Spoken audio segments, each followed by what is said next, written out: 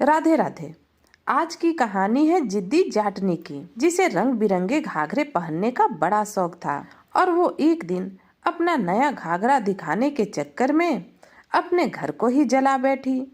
कहानी बहुत ही मजेदार होने वाली है, तो चलिए कहानी शुरू करते हैं। राजस्थान के एक छोटे से गांव में रामपाल और उसकी पत्नी गौरी रहते थे।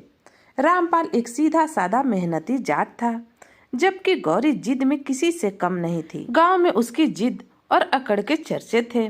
गौरी को अपने रंग बिरंगे घाघरे का बड़ा शौक था। हर बार जब भी कोई नया मेला लगता, वह नया घाघरा जरूर खरीदती। लेकिन गांव की औरतों के सामने उसे दिखाने का मौका तभी मिलता जब कोई बड़ा मौका हो। इस बार गौरी ने एक नया लाल रंग का घाघरा खरीदा था, जिसमें सुनहरे गोटे जड़े थे। लेकिन उसे चिंता थी कि गांव की औरतों को यह दिखाने का बहाना कैसे मिले।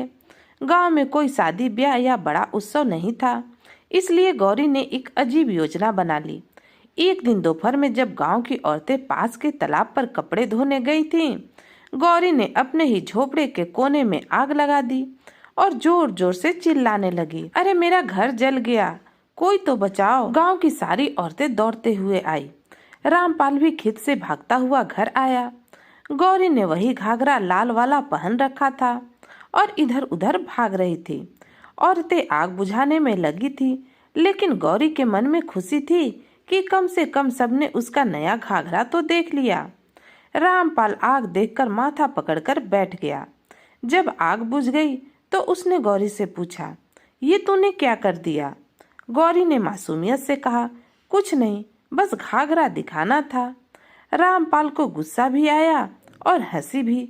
उसने सिर हिलाते हुए कहा, घाघरा तो सबने देख लिया, लेकिन अब रहने के लिए घर कहाँ से लाएगी?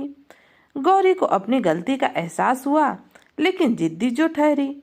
मुस्कुराते हुए बोली, कोई बात नहीं, नया घर भी बन जाएगा, लेकिन घाघरा सबने देख तो लिया, यही बहुत है।